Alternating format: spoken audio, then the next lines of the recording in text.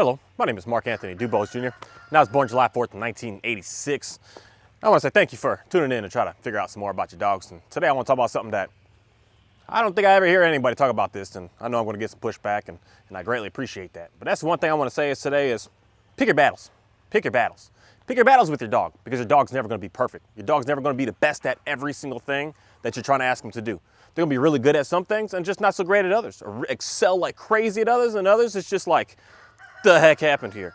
So that's one thing I just want everyone to just really understand up front, is to pick the battles that you want to see yourself get better with and your dog to get better with, and let a lot of the other stuff just go. Let it go. Let it go.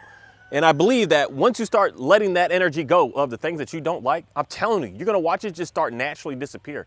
But the expectations I think a lot of people have with their dogs is perfection. That you watch a 20-second video of a dog looking really good, thinking that that dog is like that forever. You can even stand here or sit here or do whatever you do and watch me laying in the bed and see my dog stay here and do this and thinking, oh, that is unrealistic for him to just stay and look like this 24/7. He's not like that all the time. And I pick my battles with what I allow him to just say, get away with, but I'm just like, I don't like that. And I literally will even say it in my mind, looking at him like, I don't like that, and just look away and look the other way. And I've noticed in years, a lot of that stuff just, it didn't escalate. It just, even if it stayed the same, I'm just like, just keep it there, buddy. But there's other parts over here, we need to have that looking really good. So for me, when I see that things are getting a little chaotic, things are getting too much, he's starting to chase animals a little bit too much, I spend a lot of time on, hey, dude, down, lay down. And I'm gonna nitpick that. I'm gonna say, this is what I'm looking for, because you're getting too pushy right now. You're too pushy, you're too demanding. You're all in my face telling me that it's time to eat right now. You're all in my face telling me that it's time for you to do some tricks with me because I want some treats right now. It's time for you to go out. These guys love when I cook on a grill, because I always give them bones. And if I'm over there, they're just waiting like, you gonna get my snacks, right? You gonna get my snacks? And sometimes it's just overwhelming. And I just say to the dog, get down. And then that's a cue to him of, we're finished. Like, clearly I can't do anything. So I just pick my battles with what it is that I'm going to keep on doing. Because there's one thing that I know. There's just one thing that I know. Not giving them any sort of pressure. Never telling the dogs no, and just trying to be lenient and just trying to be nice and sweet. The dogs start to be pushy with you. They get really, really pushy. And then at the same time, if you are very, very pushy, you are so controlling that you're trying to dictate every little microsecond of that dog's life, that dog is also going to be just as pushy, if not even in a more like danger style looking way. The dog's going to be even more pushy. The only way that I have come to see is getting out of the pushiness is to just drop certain expectations of the realization that nothing is perfect. That I'm just going to pick and choose what I'm going to focus more of my time on, and things that just aren't that great, just let it go. Just let it go, man. Just let it go. You are just never, and this is the nevers that we have in life. You're going to have everything so perfect. Get down. Nothing's going to be so perfect. Nothing's going to be this way that I got it and we're here and everything's done and it's set it and forget it and everything is going to be perfect from now on. Every time I say down, he's going to down. He's never going to move. He's never going to challenge. He's never going to be pushy. He's never going to give me attitude. He's never going to huff and puff. He's never going to mess anything up. I tell him not to run in the house. It doesn't mean that he's never, ever going to do that again. He's going to do it again. It's going to happen. And there's things like that that we should just focus more of our time and energy on realizing. Just pick and choose what you want to go to battle with, and what you want to go into battle to, and what you're willing to put a battle to come back at you with as well. Because sometimes things that we go into battle with and we go into battle for are not really anything that we actually even value or even care. But we get in it thinking, I want to be right. So then you just fight it so hard. You fight it and fight it and fight it. And then you realize in the end, you're just butting heads. You're butting heads getting nowhere at all. And then the dog, it wins in the end anyways, because they don't feel and sense and do everything that we as humans do the same way. They don't think the same way that we think. Once it's over with, the dog's like, okay, I'm done. Here's life again. But us as humans, we're still thinking about that mess. We're still on it. We're still going it. That's why I just say pick and choose where you want to go into battle with working with these dogs. Because I'm telling you, you're going to go into battle with them. They're going to fight you. They're going to be pushy with you. They're going to be demanding with you. They're going to be aggressive looking towards you. They're going to be all of this to you. And it's a matter of what you want to focus more of your time and energy on to get to look right. That's going to be a work with your day to day, and other stuff, just let it go and understand that it's not going to be perfect. It's not going to be perfect. It's not going to be perfect. I don't care how many videos you keep watching online and how many trainers are out there saying you do this obedience stuff with them and the dog is just going to be flawless looking. You're going to be able to take it anywhere. My dogs that I say I can take anywhere, I still sometimes have to look at them and say, hey, Kahi, no. Like, chill, dude.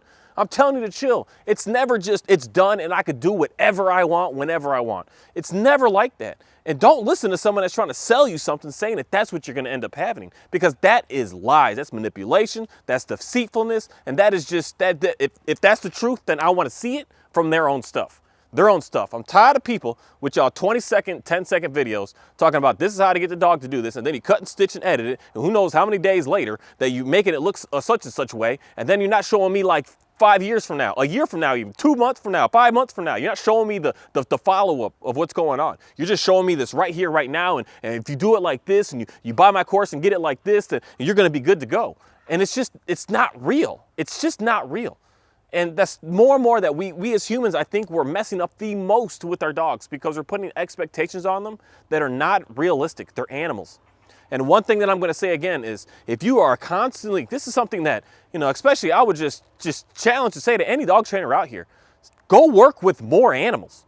Go out there and train a horse, train a mule, train a donkey, train a cow, train a calf, train a goat, train a chicken, train more dogs, train different kinds of dogs, train wild, free, feral dogs. I'm trying to get my hands on a coyote. Please, you're about to see me one day on a leash with one guy. I'm gonna catch one day. I'm gonna catch it slipping one day. But train more and more animals.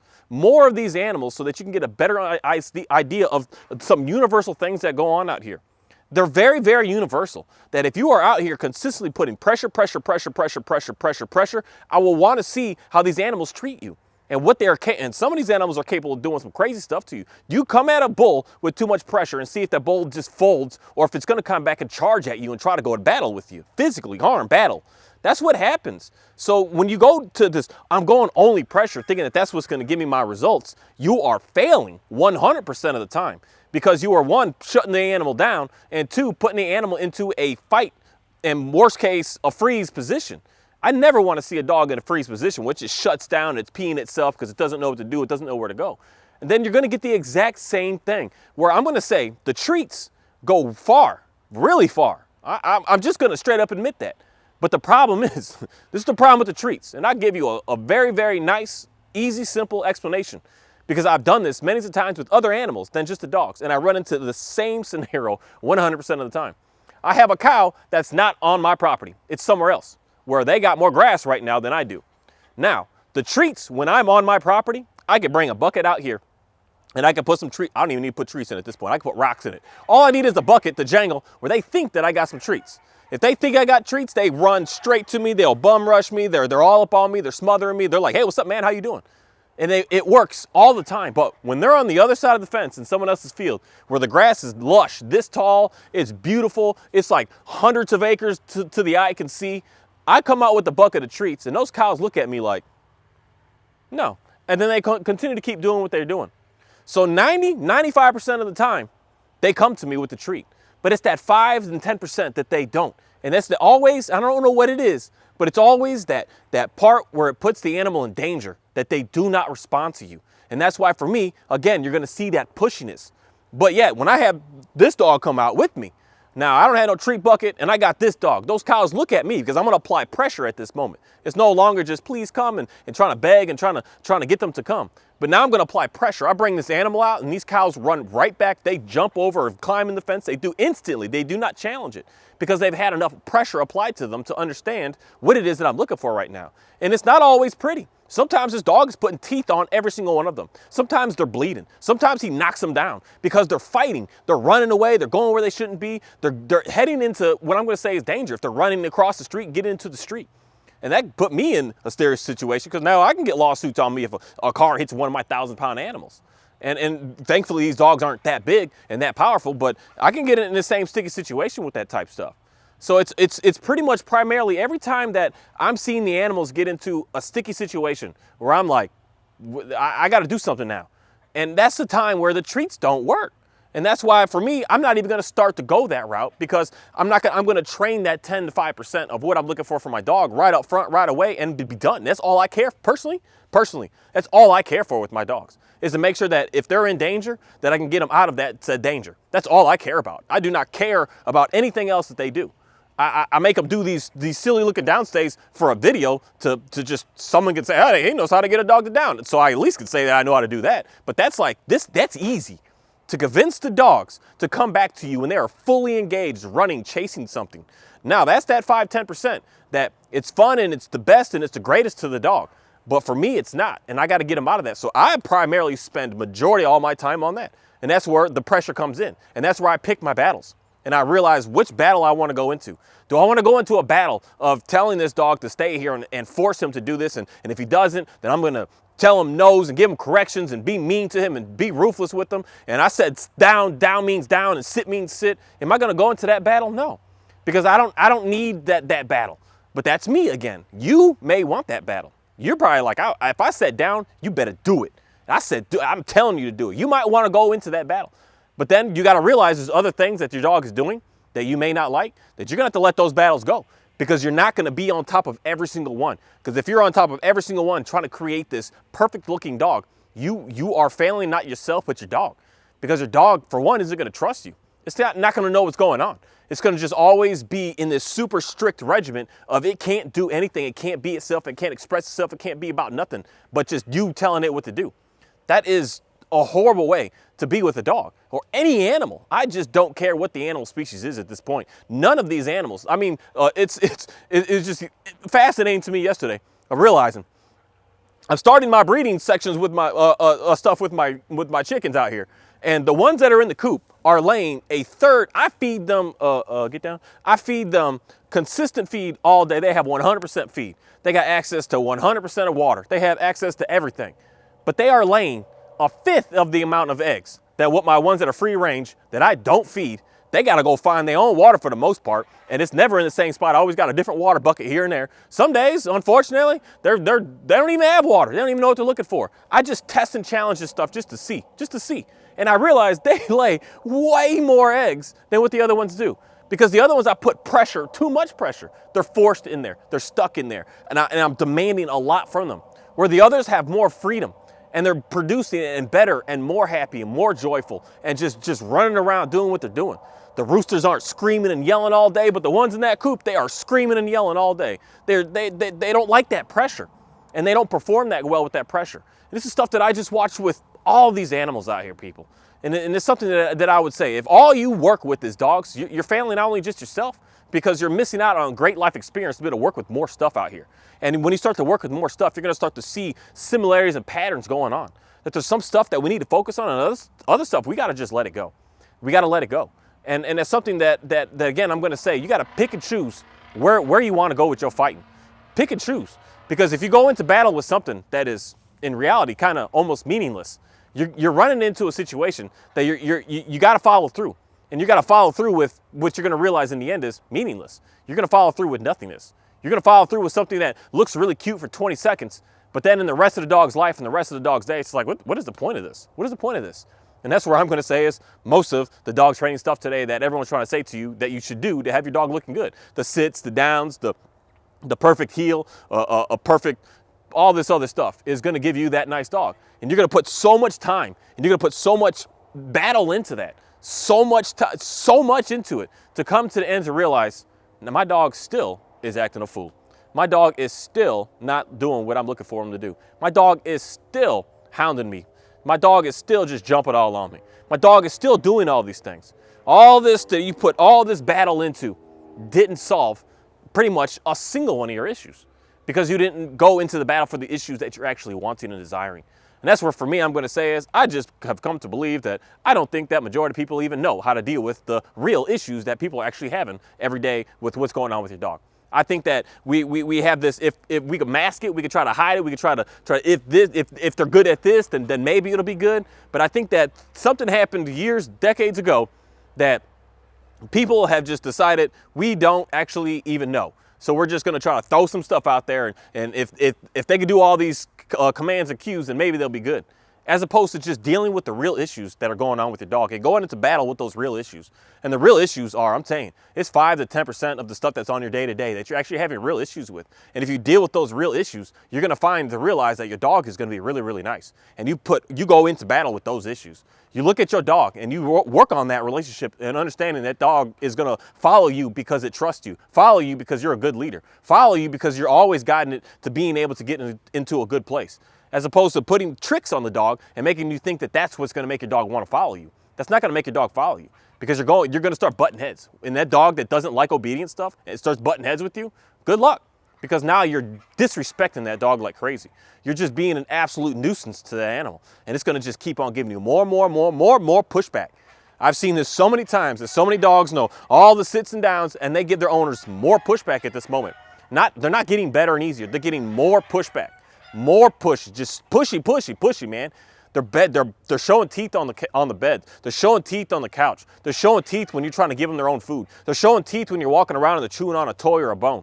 They're growling at you when you get too close if you give them any sort of toy. The dogs are getting more pushy. So I would rather spend more time on my dog growling while I'm walking around in the house with a toy than worrying about getting that dog to sit. Because just getting that dog to sit is not going to get that dog to stop growling at me. Getting that dog to down is not going to get that dog to get down off the bed when he's already showing teeth at me, telling me I'm not going to do this anymore. And all that comes from understanding the real issues that are going on with your dog. It's got nothing to do with obedience. It's got everything to do with going into battle for the wrong things and trying to get the results, realizing that you're just fighting every little thing that really just doesn't matter. You're fighting it so much. The real issue with your dog is it don't listen to you. So the number one thing that you need to figure out how to be able to do is get your dog to listen to you, right? And if you're able to get your dog to listen to you, this body, not what I got on me, not what's around me, not what I could do for them, not any of that, but me. They need to value me.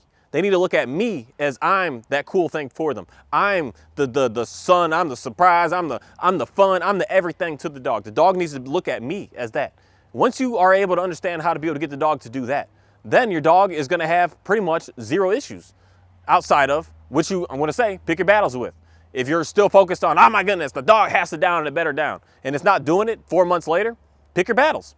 Do you want your dog to look at you as you are the great thing and move and be able to interact and get off the bed and wait for its food and stop hounding you and hustling you and pushing you? Or do you want that perfect down? Pick your battles. Because if you're battling and fighting for something that is not all that great at the end of the day, you're probably ruining your relationship with that dog because your dog is no longer trusting you. Your dog is looking at you like you're just some evil dictator. And it's like, I don't want to be around you. And I see this so much. I know we try to come at these dogs in a way of I'm the what are those terms? I'm the alpha, I'm the pack leader, I'm all this stuff. You know, that those words and terms are cool if you're looking at the correct explanation.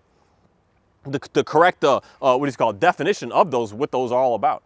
Being a leader is cool, but there's several kinds of leaders that we all can hear about and experience. There's certain leaders with certain names that we can use that are just like, I don't want to be a part of that leadership because that leader is all about death and destruction. But there's also other leaders that are about building and restoring. And so being the right leader is the way that we want to be able to go. And understanding that being the leader of how to build up, how to build confidence, how to get you through your fears, how to get you into a better place is a leader that these dogs want to be around. Not the leader that is just just saying, no, you better stay at this, can't do this, can't go here, can't go there, you got to go potty here when I tell you to here. The dogs are not going to function with that. They're going to look good for a very, very short term. But then as soon as you give them a slightest bit of just a little bit of leniency, the dog's going to freaking explode, man. They're going to explode. They're going to go wild. They're going to go all out. Because they've been restricted the whole time. And then once they get that freedom and then you see that blow up and then you're like, oh my goodness, I need to put more and more rules on them. No, that's where you're failing. That's where you're failing. And that's why for me, too much obedience stuff is failing dogs because you're micromanaging too much of everything that goes on with them. Without understanding that dogs are extremely intelligent with knowing how to be able to be free. A puppy, yes, you need to watch it, show it what you're looking for, and guide it. But there's a time that the dog is a dog, and then we can finally be able to let those rules go and understand that the dog is going to make the right choice. A lot of this stuff that we're doing to these dogs is hounding them too much, and that's why they don't want to listen to you. because they're just like, oh my goodness, they're just going to force this and tell this and make this and did this and oh my goodness, and I don't want to listen to this. And then someone else comes in and gives them a little more freedom. You see your dog act better, respond better, do more, be more open, be more loving, be more kind. And then you're just like, what the heck is going on? Because you're demanding things from your dog that your dog isn't willing and wanting to do. And it's the unfortunate thing that I'm seeing as majority of dog training stuff does today. Teach your dogs these 8 to 10 commands and your dog's going to be really good. But how come we have so many people out here that are just, most people, unfortunately, straight up, don't say anything back. They just go on what someone says. If it wasn't working all that great, it's the dog's fault, it's the person's fault. We're not doing what we're supposed to be doing, or the dog is genetically messed up and it's just destroyed. And most people just default into that understanding of saying, oh, it's because I didn't keep up with it. That's why the dog is still running and acting a fool. As opposed to it just being, maybe you're doing something and going at your dog in the wrong way. That you're creating a hostility between you and your dog with what it is that you're doing to them and how you're treating them and how you're interacting with them. You're interacting with them, making them be some sort of robot when they're not. They're able to do some things all on their own. And that's something that, again, if all you work is dogs, you're missing a huge understanding of what dogs are capable of. And if you've never worked dogs to work animals, you're still, again, missing a huge disconnect. Those are the guys and girls I love listening and can see and learn the most from. The people that are using the animals in their true purpose, in their true what they were created to do. When I watch the sled pulling guys with their huskies, training and teaching their dogs how to pull, how to do what they need to do, there's something that is just spectacular about that. Because they're seeing a difference in that dog than just a pet dog that's just sleeping on the couch all day. They're seeing a huge difference. The guys that are taking the cattle dogs and are taking them for work, that's the first guy I started watching was the guys with border collies. He's for hire to move people's large herds, 100 plus, 200, 300 cows out of these huge pastures and putting them in to get them into doing their twice a year shots and castrating them and getting them in the trailers to get them to sale barns. And I'm listening to this guy, how he's working these dogs to be able to work these dogs, to be able to work these animals. It shows so much because you're having to watch the balance between everything that's going on here. Everything that's going on. It's no longer just, how do I get a dog to sit? There's so much going on. And when you see that, you see something different of what dogs are actually capable of doing. That they are smart to do some things all on their own. That's why I just really like this dog so much. Because when I got a cow where he don't need to be, all I have to do is just look at him and just say, Oreo, let's go get him. And he does 100% of the work on his own. I just stand there and I just watch him. I'm like, this is impressive. And if he could simply do that, not simply, but it is simple to him, he can do some incredible things without me having to be all on top of every little thing all day long. Because when I am on every little thing, we start to have hostility. We start to butt heads. He starts to be pushy with me. He starts to not really listen to me all that well. And because I'm asking too much and I'm trying to pick in fights and battles with things that don't need to be there. It don't need to be there. And that's why for me, all I want more people to understand is know that there's no perfection here. That there's no just, my dog is the best and it's always, no, get the heck out of here. And anybody wants to talk like that, like you need to really take a good hard look at yourself in the mirror and just think about what you're saying and what's going on and what you're trying to throw out there to the world. Because nothing that you have is perfect and yourself is not perfect. Nothing. And the more that we just understand that as human beings, the more that we're going to actually be able to grow and learn. But if you already think you're perfect, there's nothing for you to grow into. You're done. You're finished. You know, that is what it is. If your dog is perfect, there's nothing more for it to learn. It's finished. It's complete. And I'm going to say that is a lie, man. That is a lie. There's always room for us to continue to keep on going. But only at the same time, for us as humans, dogs are always capable of learning more. I don't care if it's a 50-year-old dog, man. I'm still going to be able to teach you something new. But humans, if you already have in your brain, I'm perfect, you are not growing. And that's a sad thing in reality at the end of the day, because you're capping yourself out. And some of us have capped ourselves out at the age of 5 years old. And you're not learning anymore because you thought as a 5-year-old that I know it all, I got all the right answers, and I'm always right, and I got it, and I got to figure it out. You're stunting your growth of life. And that's why people around you are able to do some things and say some things that confuse all heck of out of you and can enrage you, can make you mad, can frustrate you from some simple words that people say. And we need to get out of that. We need to get into the situation where we understand that we're not perfect and we're all trying to figure some things out here. And that's the thing that I just see with these dogs, that they're not perfect, and I don't ever want to put those expectations on them. I'm not perfect, and I never want to put those expectations on myself, because I got jammed up. because this past couple of weeks I've been working with a dog that nothing that I have done and been able to do has made this dog better at all. At all. It's not better and it's not even worse. It's just the same no matter what I've done. So I'm looking at it like, man, why can't I? Then that was me having to climb down that ladder a little bit of my perfectionism of saying, dude, you're not gonna get every single thing right. You're not gonna be able to help every single person out. This may be a dog that the trick trainer come in and just be able to get in a second and make it look flawless. It might be.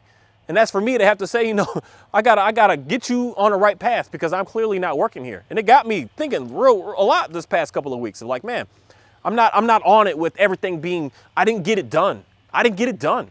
I'm not getting any results done that I wanted to be able to get done. Better, yeah, with outside of the main issue that we had going on. But as far as the main issue going on, it's not any better. And it makes me realize like there's still more for me to have to learn. There's still more for me to have to figure out. Because for a little while, I'm not gonna lie to my own self. I thought I know how to get dogs. I know how to do it. This right here will do it. I felt that way until I just had this is where God just slaps me in the back of the head and says, hey buddy, don't think that you know it all. And I just had to wake up and see it in my face. You don't know it all, dude. This right here is clearly not working the way you want it to work. So I had to just dial it back and just say, okay, let me learn some more. Let me keep on researching some more. Let me keep studying some more. Let me keep on trying to figure out more about different approaches that I can continue to keep on taking and realizing that there's more to be able to understand out here. There's more. It's just never, I got it and I'm done and I'm finished and I'm complete. There's always more. And there's something that a lot of us just really need to hear that and understand that knowing that we're not perfect and knowing that you need to figure out what battles are you willing and wanting to go into. Because some battles that we go into, it's not worth it. It's not worth it. It's not worth it to go into battle with a dog to get it to sit. It's not worth it. In my opinion, it's not worth it. Your view may be different, but for me, it's not worth it. I don't want to have to continuously keep on just setting this up and getting the treats and working for